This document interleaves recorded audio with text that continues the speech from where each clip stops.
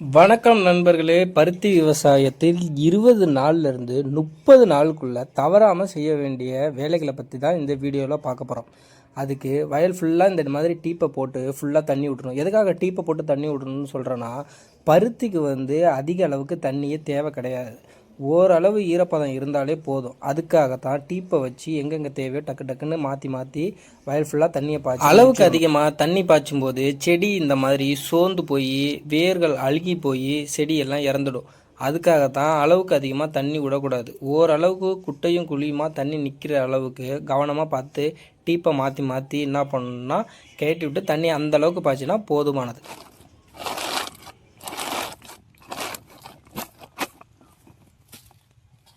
உரம் பார்த்தீங்கன்னா யூரியா 17க்கு 17 ஒரு 8 கிலோ சத்து குருணை எடுத்துக்கணும். யூரியா 50 கிலோ, 17க்கு 17 50 கிலோ, சத்து குருணை 8 கிலோ, மொத்தம் 108 கிலோ 400 குழிக்கு. இதோட விலைன்னு பார்த்துக்கிட்டா ஒரு 2500 வரும். ப்ளஸ் 2 பெண் வேலையாட்கள் இந்த எருவை வைக்கிறதுக்கு.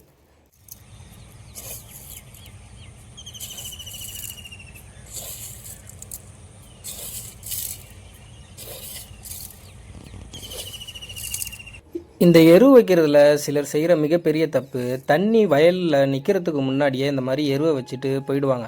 அதுக்கப்புறம் போர் செட்டில் ஃபுல்லாக தண்ணியை விட்டுருவாங்க. அந்த மாதிரி செய்யக்கூடாது. வயலில் தண்ணி விட்டு தண்ணி நிற்கணும். குளத்தில் நிற்கிற மாதிரி தண்ணி நிற்கும் போது அந்த இடத்துல எருவை அள்ளி போட்டால் அந்த செடிக்கு கீழே அப்படியே சாறு இறங்கணும். அதை விட்டுட்டு தண்ணி விடுறதுக்கு முன்னாடியே எருவள்ளி வய ஃபுல்லாக வச்சுட்டு போனீங்கன்னா தண்ணி பாயும் போது எருவு கரைஞ்சி வய ஃபுல்லாகவே ட்ராவல் ஆகும். அப்படி ட்ராவல் ஆகும்போது பக்கத்தில் இருக்கிற புல்களும் நல்லா வளர்ந்து சடன்னு வளர ஆரம்பிச்சிடும். அப்படி செய்யக்கூடாது. வயலில் தண்ணி நிற்க விட்றோம். தண்ணி நின்னதுக்கப்புறம் குண்டும் குழியுமாக இருக்கிறப்போ அந்த செடிக்கு பக்கத்தில் அள்ளி போடும்போது அது கரைஞ்சி அந்த செடி தன்னாலே இழுத்துக்கும். இப்போ பார்த்துக்கிட்டிங்கன்னா தண்ணி இப்போது போர் செட்டில் ஓடிக்கிட்டு இருக்குது. இதை நான் உங்களுக்கு செஞ்சு காமிக்கிறதுக்காக செஞ்சேன். இப்போது அந்த செடிக்கு பக்கத்தில் இருக்க பாருங்கள் எருவு, அது கரைஞ்சி என்ன பண்ணும், பக்கத்தில் இருக்க புல்லுக்கு ட்ராவல் ஆகும். நல்லா கவனிச்சிங்கன்னா இந்த இடத்துல எருவு வச்சுருக்கேன். இப்போ தண்ணி மூவ் ஆகிட்டு இருக்குது. அப்படிங்கும்போது எருவு என்ன பண்ணும், அக்கம் பக்கத்தில் இருக்க வய ஃபுல்லாக போய் பரவிடும். அப்போ களைகள் கட்டு கிடக்காமல் எக்கச்சக்கமாக வளரும். அதுக்காக தான் சொல்கிறேன், இந்த தவறை யாரும் செய்யாதீங்க. வயலில் தண்ணி நின்னதுக்கு அப்புறம் எருவை போட்டால் தான் அந்த செடிக்கு போய் அந்த எருவு சேரும். இப்போ பார்த்துக்கிட்டிங்கன்னா இந்த வயல் ஃபுல்லாக தண்ணி விட்டு குண்டும் குழியுமாக தண்ணி நிற்கிதா, அந்த தண்ணி இருக்கிற இடத்துல செடிக்கு பக்கத்தில் கொஞ்சம் கொஞ்சமாக போடும்போது எருவு ட்ராவல் ஆகாது.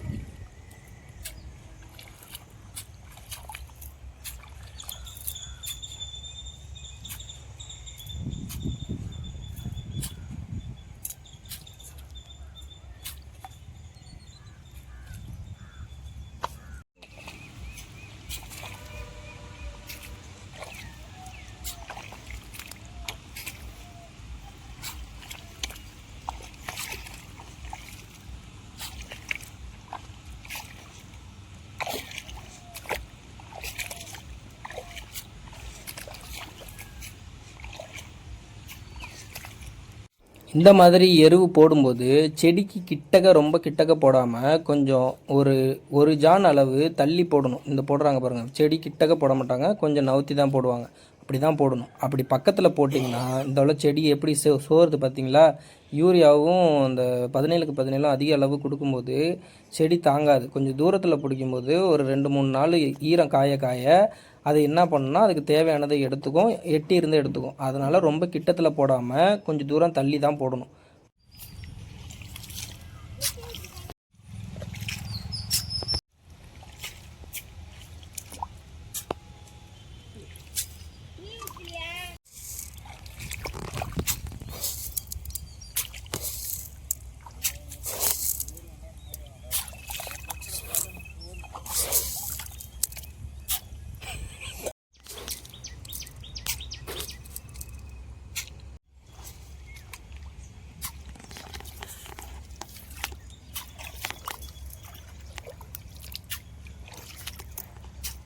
இப்போ நான் சொன்னது உங்கள் எல்லாருக்கும் புரிஞ்சிருக்குன்னு நம்புகிறேன்.